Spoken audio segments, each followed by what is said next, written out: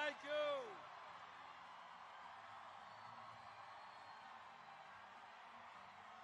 Thank you, Salem.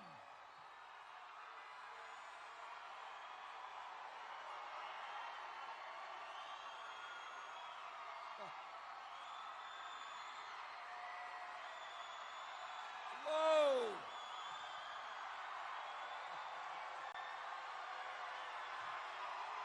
Thank you.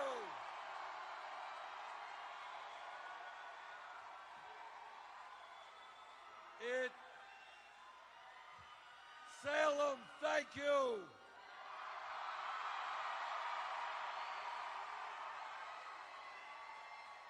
And it sure sounds like Oregon is ready for the political revolution.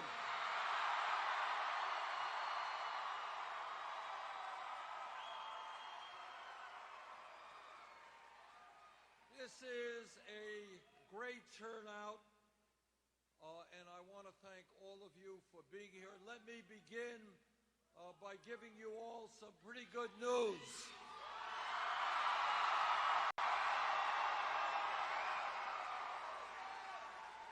Last week we won a really great victory in Indiana.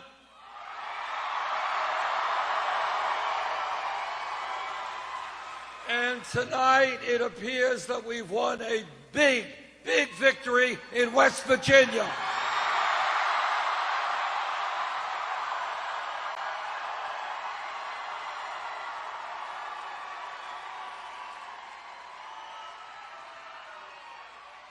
And with your help, we're going to win in Oregon next week.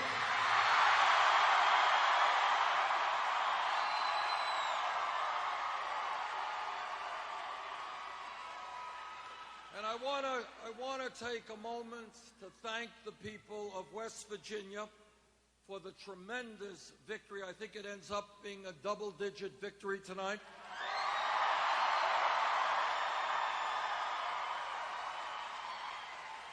And this is a state, West Virginia, where Hillary Clinton won by over 40 points against Barack Obama in 2008.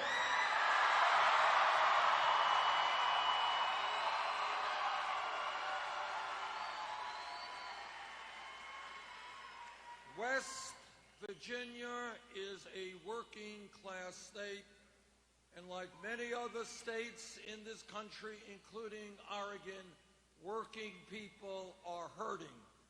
And what the people of West Virginia said tonight, and I believe the people of Oregon and Kentucky will say next week, is that we need an economy that works for all of us, not just the 1%.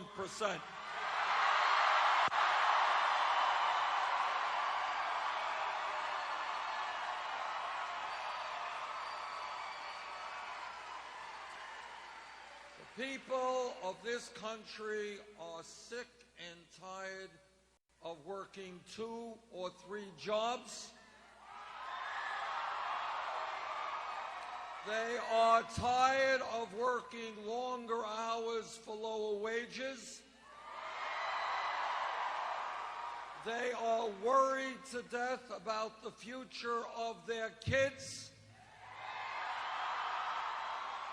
And they do not want to see almost all new wealth and income going to the top 1%.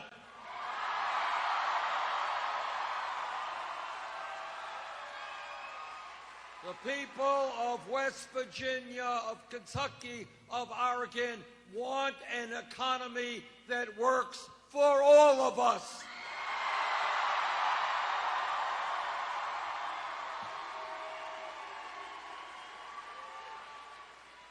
They want to have the United States join every other major country and guarantee health care to all people as a right.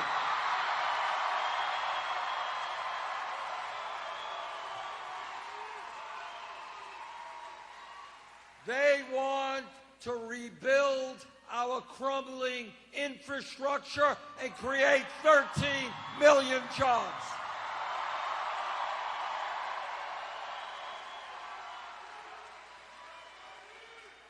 And the people of West Virginia and the people of Kentucky and the people of Oregon understand that in the year 2016, we have got to make public colleges and universities tuition free.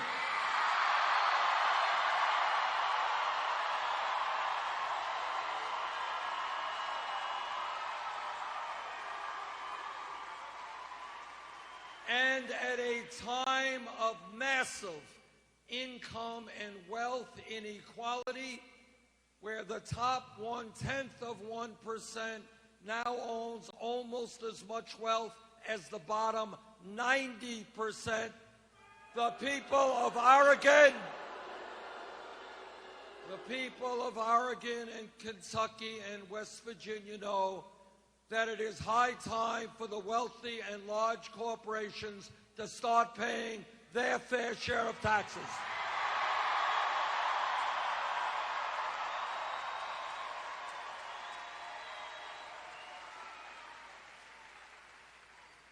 With our victory tonight in West Virginia, we have now won primaries and caucuses in 19 states.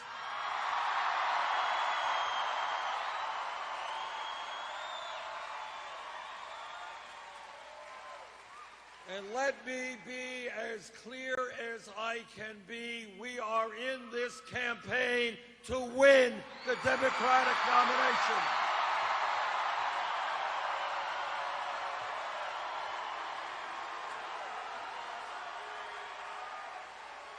And we are going to fight for every last vote in Oregon, Kentucky, California, the Dakotas.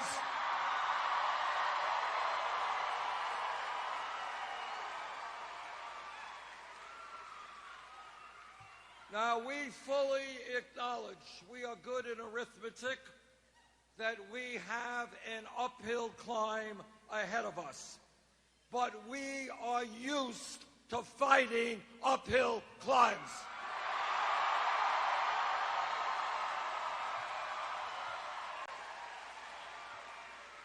We have been fighting uphill from the first day of this campaign when people considered us a fringe candidacy.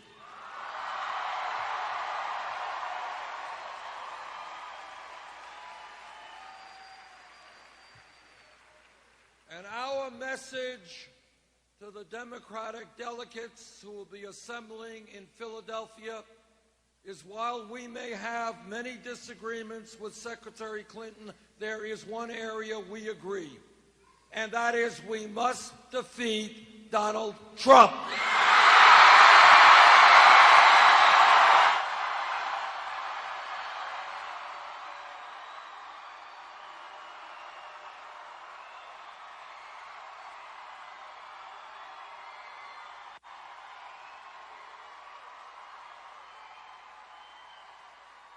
And I am very happy to tell you we will defeat Donald Trump.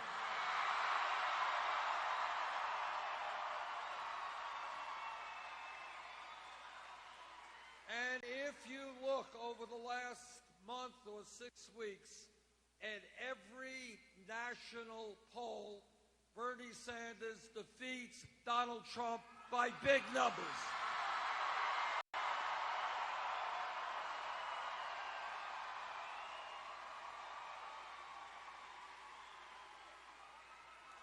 But it is not only national polls where we defeat Trump by bigger numbers than Secretary Clinton.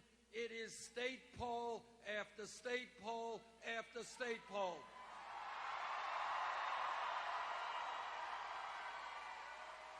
Just in the last day, 2 national polls have us beating Trump by bigger margins than Secretary Clinton.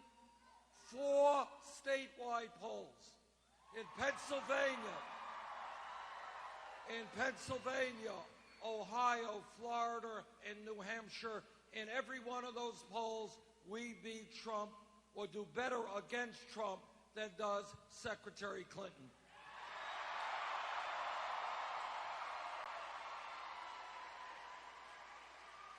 But the reason that our campaign is the strongest campaign against Trump is not just the polls. It is that our campaign is generating the energy and the enthusiasm that we need to have a large voter turnout in November.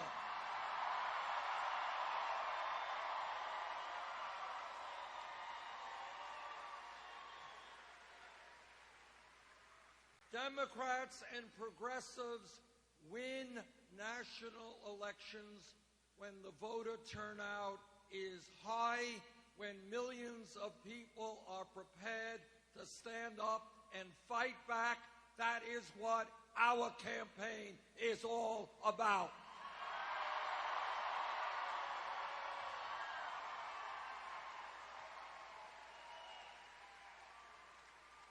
I am very proud to tell you that taking on virtually the entire Democratic establishment, senators and governors and members of Congress and mayors, despite all of that opposition, we have now received well over 45% of the pledged delegates.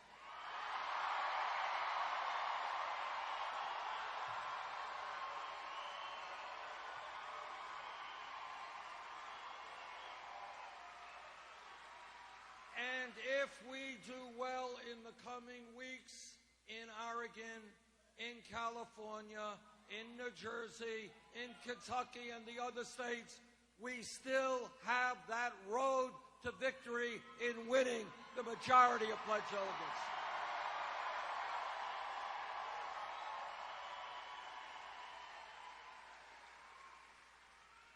And let me mention something else that doesn't get a lot of attention, but that I am very, very proud of. In virtually every primary and caucus, we win the significant majority of people 45 years of age and younger.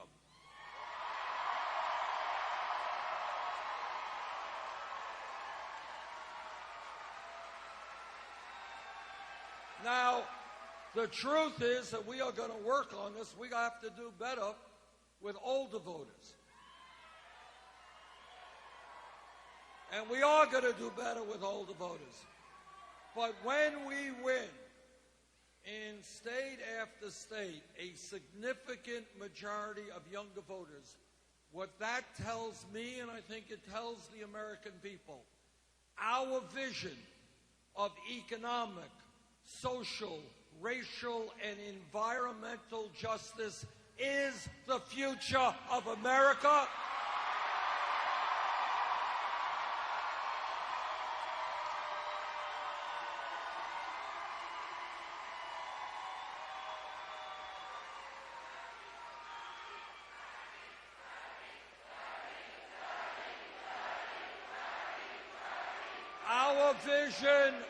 Our vision is the future of America and the future of the Democratic Party.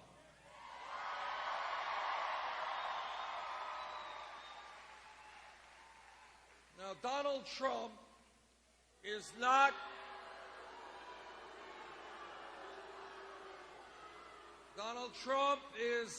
going to become president for a number of reasons.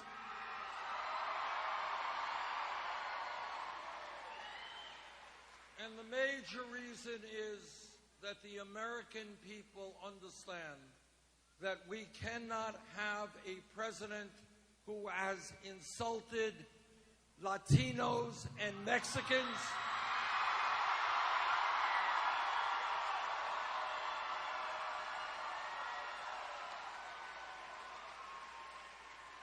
who has insulted Muslims,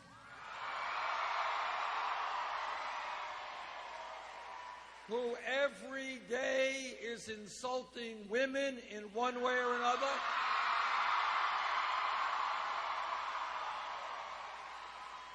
who has insulted veterans like John McCain and others,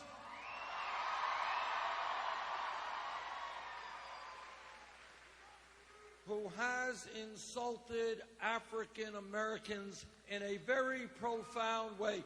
People sometimes forget that before Mr. Trump was running for president, he was one of the leaders of the so-called birther movement.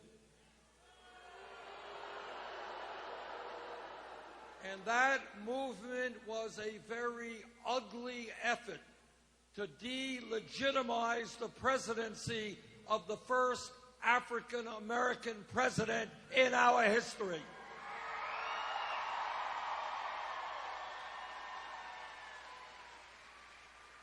Mr. Trump will not become president because the American people understand that our strength is in our diversity.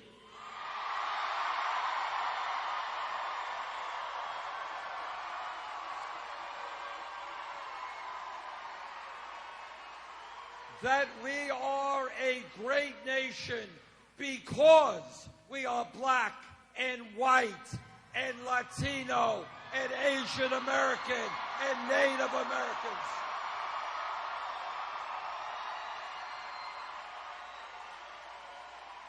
We are a great nation because we are gay and we are straight.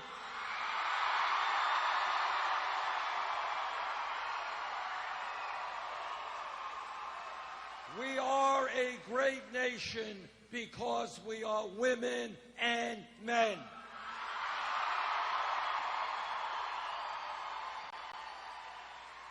And our greatness and our strength is when we come together as one proud people.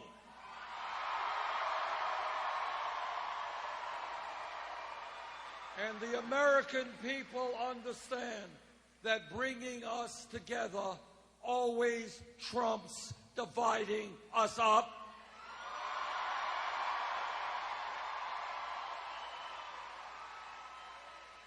And the American people understand that we are great when we support each other.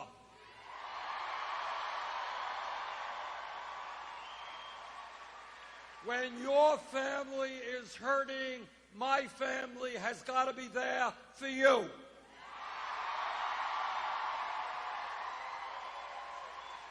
And when my family hurts, you have got to help us. America is about not tolerating a situation in which children go hungry or veterans sleep out on the street.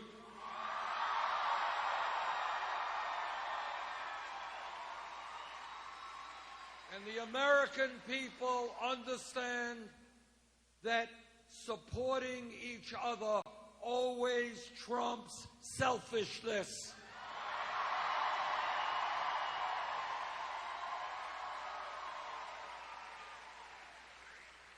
And the American people also understand a very profound lesson taught to us by every major religion on earth, whether it is Christianity, Judaism, Islam, Buddhism, whatever. And that profound message is that at the end of the day, love always trumps hatred.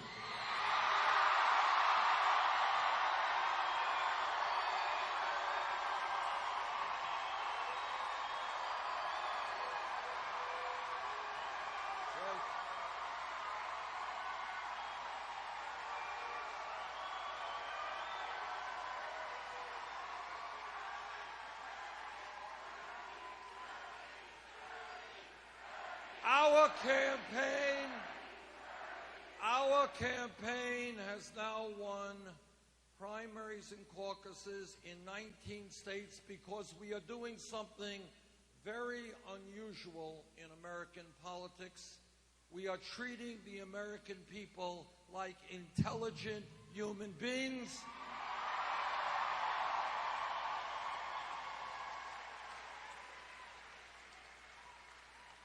And we are telling them the truth, even when the truth is unpleasant.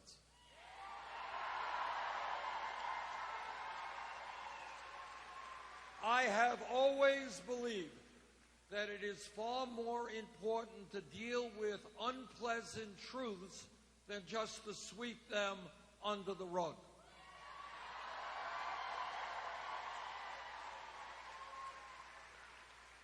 And let me discuss with you some of the truths that we have got to address as Americans. Number one, men and women fought and died to help preserve American democracy.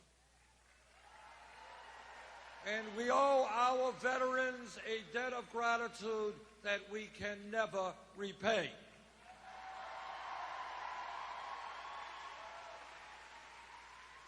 And that is why I regard it as appalling that today we have a campaign finance system which is corrupt and undermining American democracy.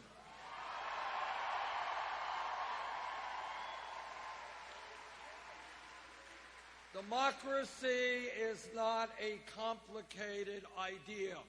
It means one person, one vote. You get a vote, you get a vote, and you get a vote.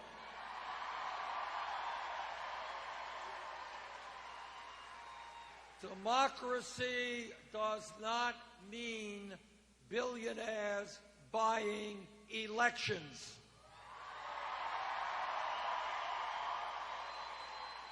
Democracy does not mean Wall Street and the wealthiest people in this country contributing massive amounts of money into super PACs.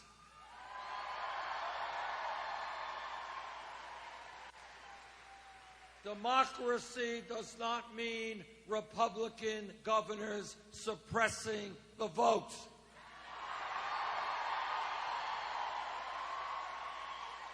And that is why, together, we are going to overturn this disastrous Supreme Court decision on Citizens United.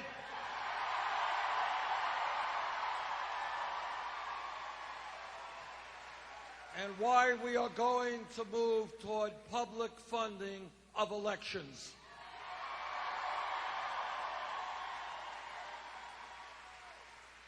I believe passionately in democracy, and what that means is if you are a progressive, a moderate, a conservative, I don't care what your ideology is, you should have the right to run for office without begging millionaires for campaign contributions.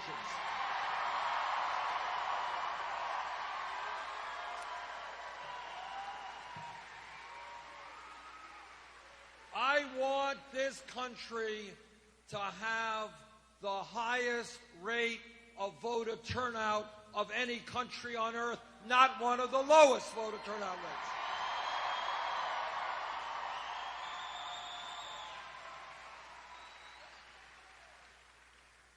But it's not just a corrupt campaign finance system and the super PACs that we have got to deal with. It is the fact that we live in a rigged economy.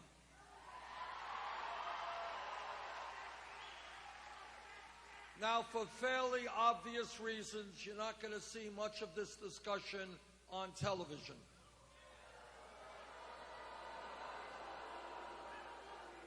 But here are some unpleasant realities that we as a nation are going to have to address, and that is, we have more income and wealth inequality than almost any major country on earth, and it is worse today, that inequality, than at any time since 1928. In America today, and I want you to hear this, because you're not going to see it on TV. You may as well hear it here. And that is the top 1/10 of 1% now owns almost as much wealth as the bottom 90%. In America today, the 20 wealthiest people own more wealth than the bottom half of America, 150 million Americans. In America today, one family, the Walton family of Walmart,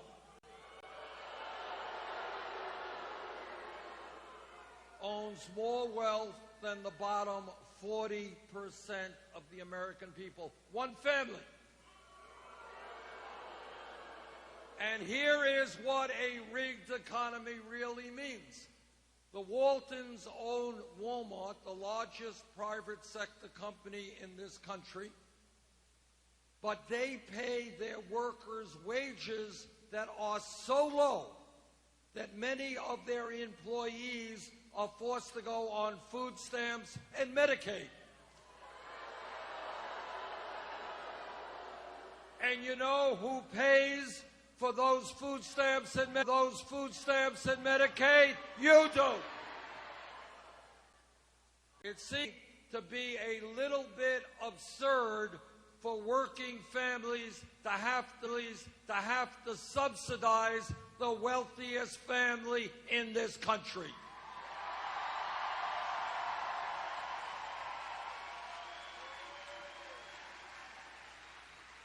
And I say to the Walton family, one of the Waltons made a campaign contribution to Secretary Clinton of hundreds of thousands of dollars. I say to that family, maybe instead of making large campaign contributions to Secretary Clinton, pay your workers a living wage.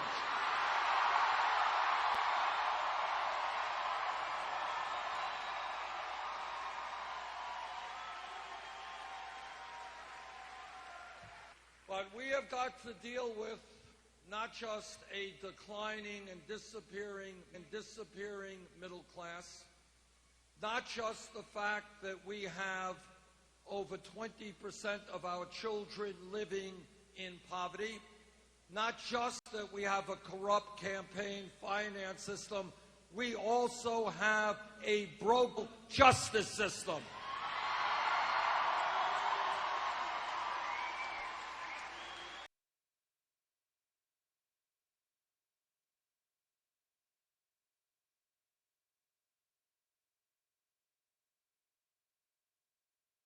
Billion Americans, that has got to change.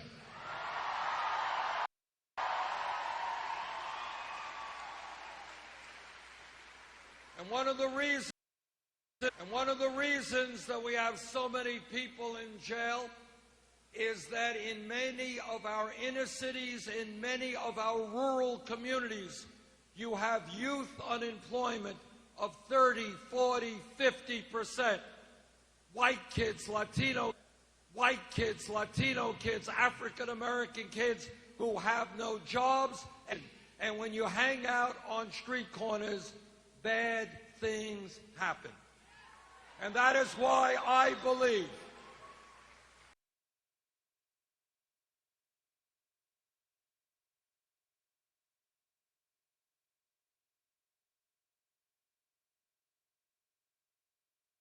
and if elected president, we will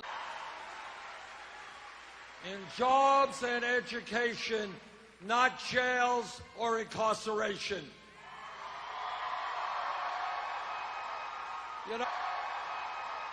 You know, we have been criticized. Our campaign has been criticized because we think too big. We are too radical. Well, I'll tell you this. Maybe it's a radical idea, but I want this country to have the best education.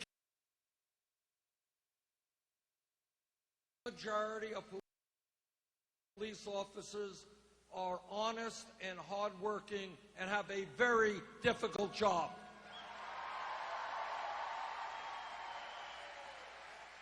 But when a police officer, like any other public official, breaks the law, that officer must be held accountable.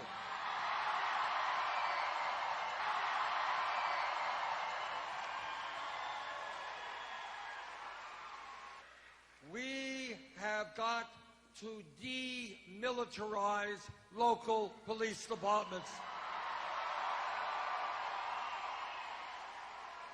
We have got to make police departments reflect the diversity of the communities they serve. We have got to end corporate ownership of prisons and detention centers. We have got to create a culture in this country which says to police departments, lethal force, killing people, is the last resort, not the first resort.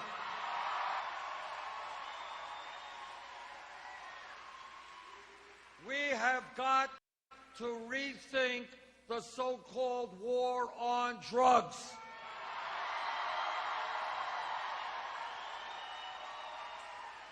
In the last 30 years, millions of Americans have received police records for possession of marijuana. And if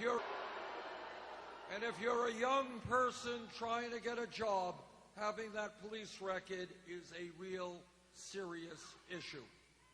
And that is why I believe that right now, when the Federal Controlled Substance Act, a Schedule I drug right alongside of heroin, that is crazy.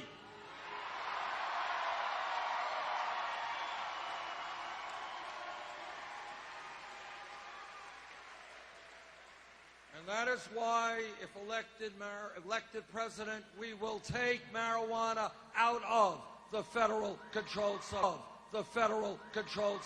Act.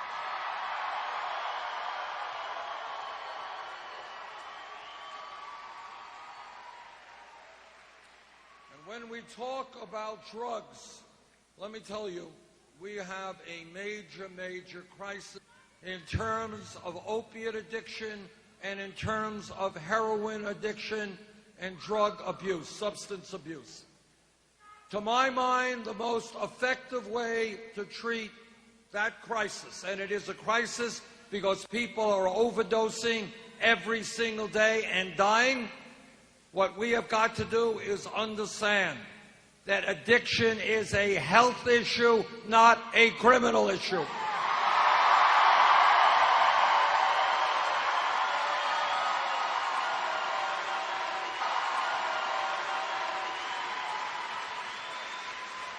And that is why we need a revolution in mental health treatment in this country.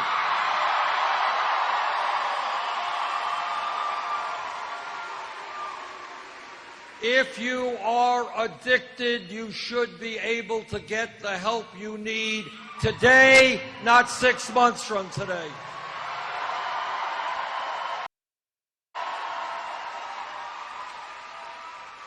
We are also facing suicide in this country, and when people are suicidal or when they are homicidal, and I don't have to tell the people of Oregon about mass killings, we need to make sure that people who have mental crises get the help they need when they need it.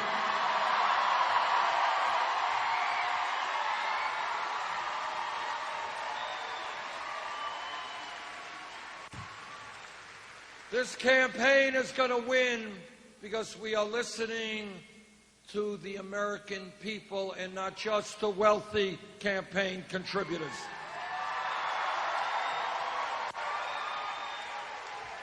We are listening to workers who tell me they cannot make it on $8 or $9 an hour. We need to raise the minimum wage nationally, $15 an hour.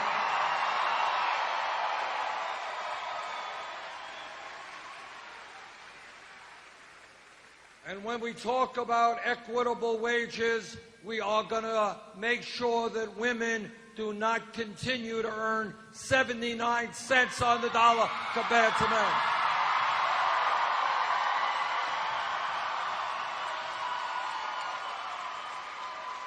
And I know that every man here will stand with the women in the fight for pay equity.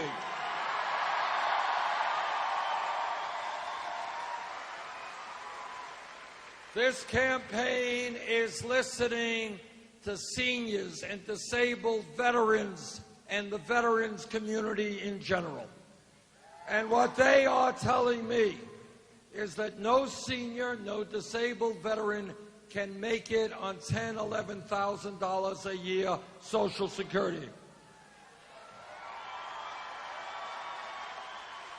Republicans want to cut Social Security benefits. Well, we have some bad news for them.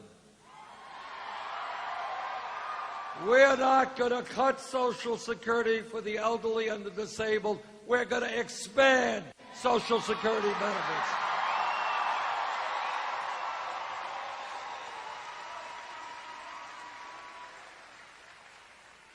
This campaign is listening to young people.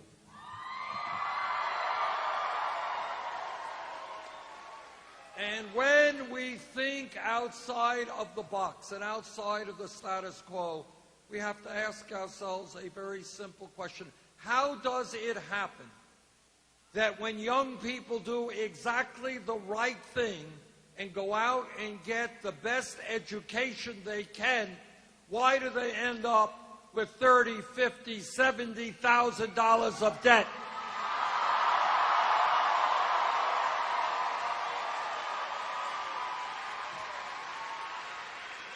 Think about it for 1 second, and you conclude that's nuts. It's nuts. We want to encourage our people to get the most and best education that they can.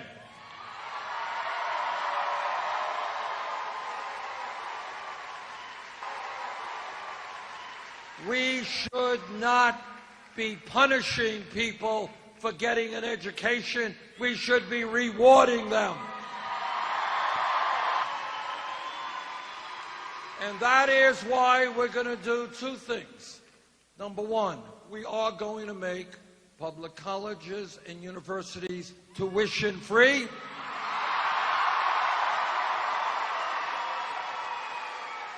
Number two, for the millions of people, and how many people here tonight are dealing with student debt?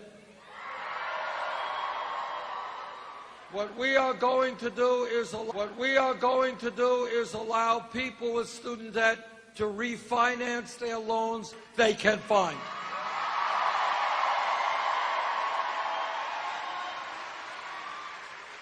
And we are going to pay for that through a tax on Wall Street speculation.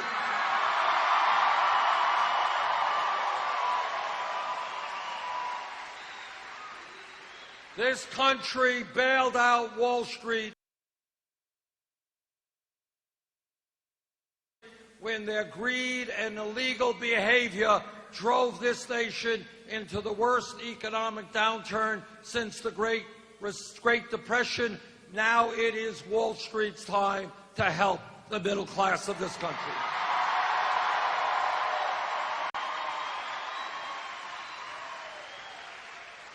This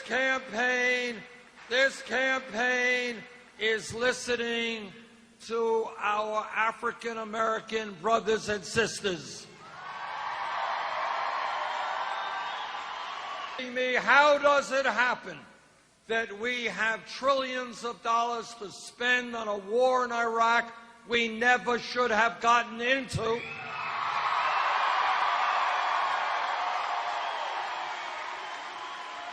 But supposedly we do not have the money to rebuild crumbling inner cities in this country. If elected president, together we're going to be changing our national priorities. We're not going to be rebuilding infrastructure in Iraq. We're going to be rebuilding inner cities in America and in all of them.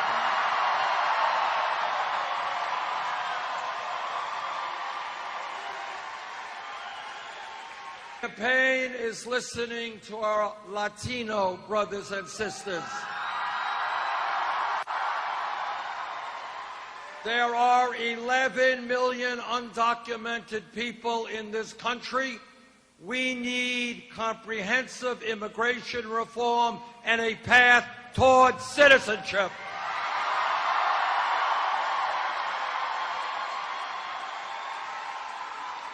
This campaign is listening to a people whose pain is almost never heard, and that is the Native American community.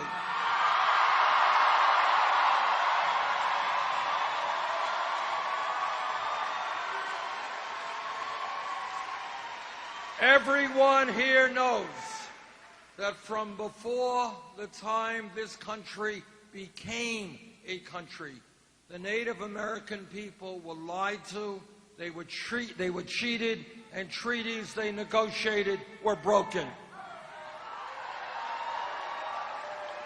And yet the Native American people have provided us with so much. We have a debt to them that we can never, ever repay. And one of the most important things that they have taught us is that as human beings, we are part of nature. We must coexist with nature.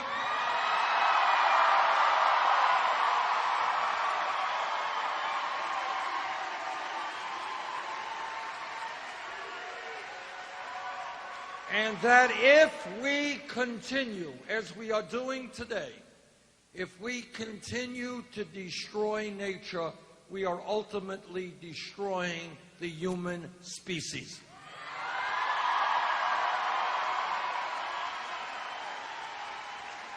And yet today, on reservations and in Native American communities, poverty and unemployment and suicide rates are sky high.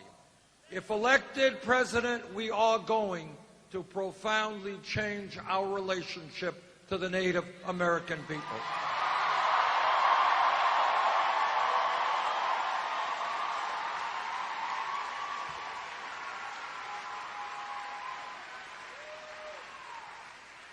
When we think big and not small, when we think outside of the status quo, we ask ourselves a very simple question. How does it happen that the United States is the only major country on earth not to guarantee health care to all people as a right?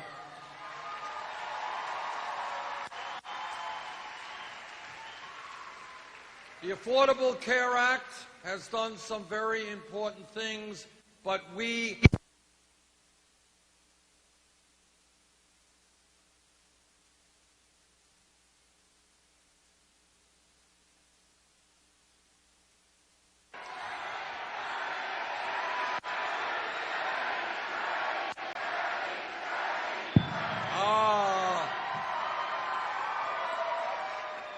the sound system has reappeared. See, that's thinking big. You don't have it and suddenly it's in front of you. But the Affordable Care Act has done some good things, but we have got to do more. And what this campaign is about in all respects is making the American people understand what we have and should have as Americans. Every day the media tells us and the establishment tells us, think small. Imagine, do you really think you are entitled to health care as a right? Who do you think you are? Well, I kind of think that if the people in the United Kingdom, France, Germany, Italy, Holland, Scandinavia, and Canada can have health care as a right, you know what? I do think that the American people are entitled to health care.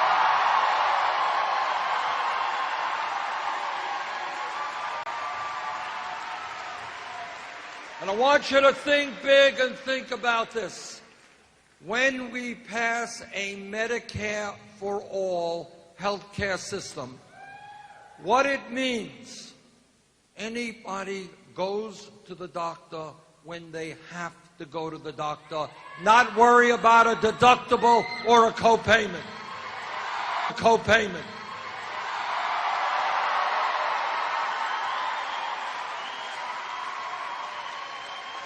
And when we pass a Medicare for all, not continue to be ripped off by the drug companies who charge us the highest prices in the world.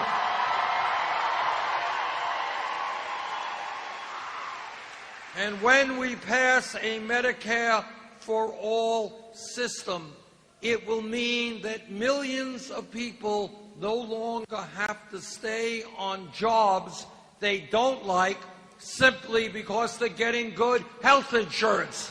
Good health insurance.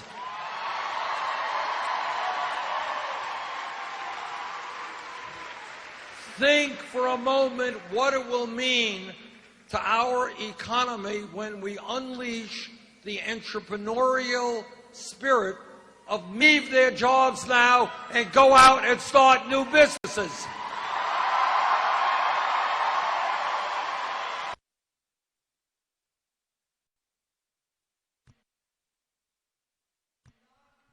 Check one.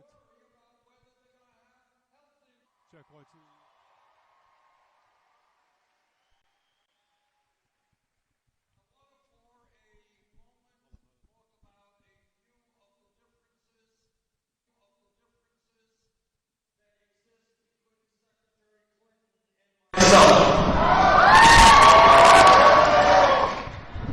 Secretary Clinton thinks Thank you. we should raise the minimum wage to $12 an hour. Not good enough. We need to raise the minimum wage to $15 an hour.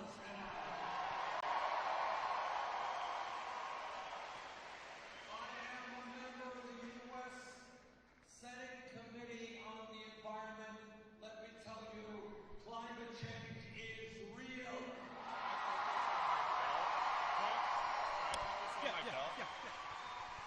And for the sake of our children and future generations, we are going to transform our energy system away from fossil fuels.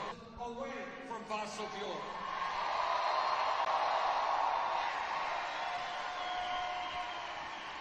And one way to do that, maybe the most important way, is to have a tax on carbon. That is my view. And one way to do that, maybe the most important way, is to have a tax on carbon. That is my view. That is not Secretary Clinton's view. In fact, when she was Secretary of State, she pushed fracking technology on countries throughout the world. I believe that the issue of clean water become one of the most significant global issues that we face in our country and throughout the world, and that is why I believe we have got to end fracking.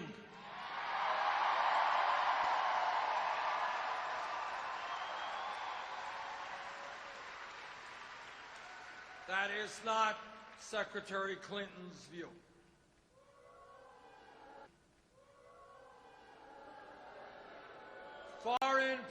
policy, as you know, and military policy is a very important part of what a president does. The most important foreign policy debate in the modern history of this country was over the war. I voted against the war in Iraq.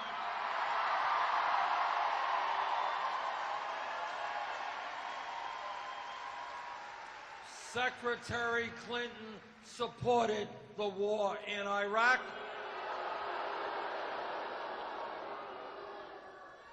If we are going to rebuild a declining middle class, we need to revamp our trade policies.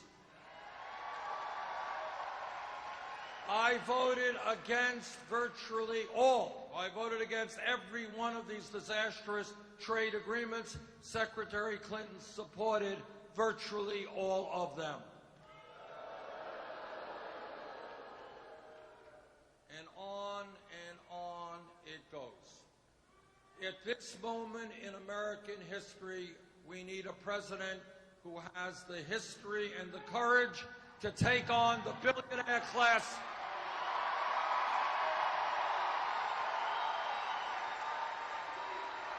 And I don't think there is any debate over who that candidate is.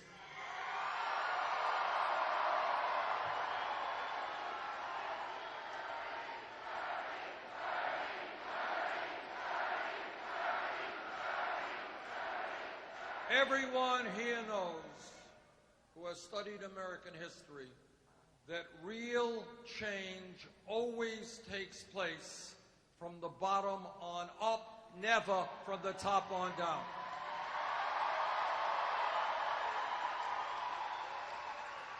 That is the history of workers' struggle and the creation of trade unions. It is the history of the civil rights movement. It is the history of the women's movement. Let's not forget, 100 years ago, women did not have the right to vote, to get the education or the jobs they wanted. Women stood up and fought back.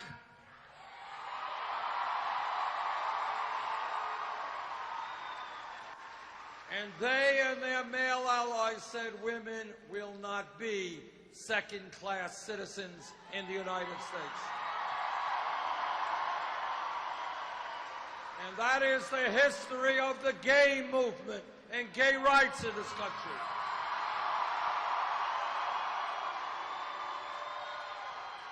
Against incredible bigotry and hatred, the gay community and their straight allies said that in America, people should have the right to love whoever they want, regardless of their gender.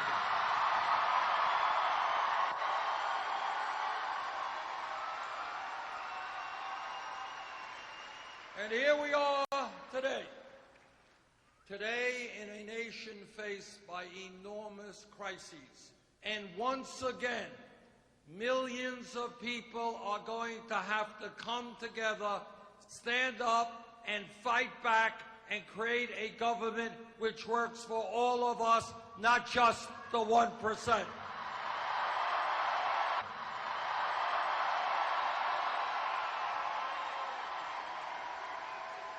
And that is what this campaign is about. No president, not Bernie Sanders or anyone else, can do it alone. We have got to do it.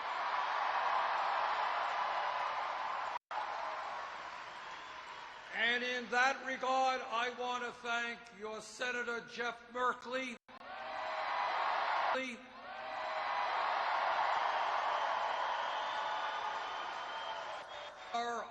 100 people in the U.S. Senate. Jeff is the only member of the U.S. Senate to support our campaign, and I thank him for that.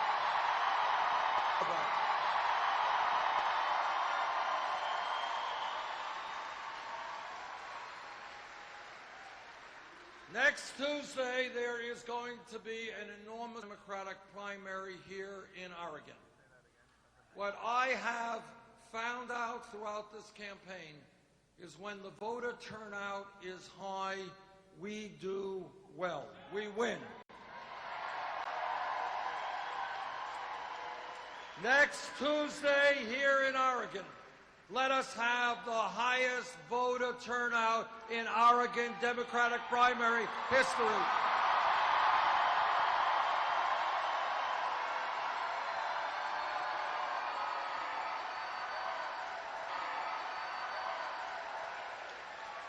And let the great state of Oregon, the progressive state of Oregon, go on record as saying, yes, we revolution. Thank you all very much.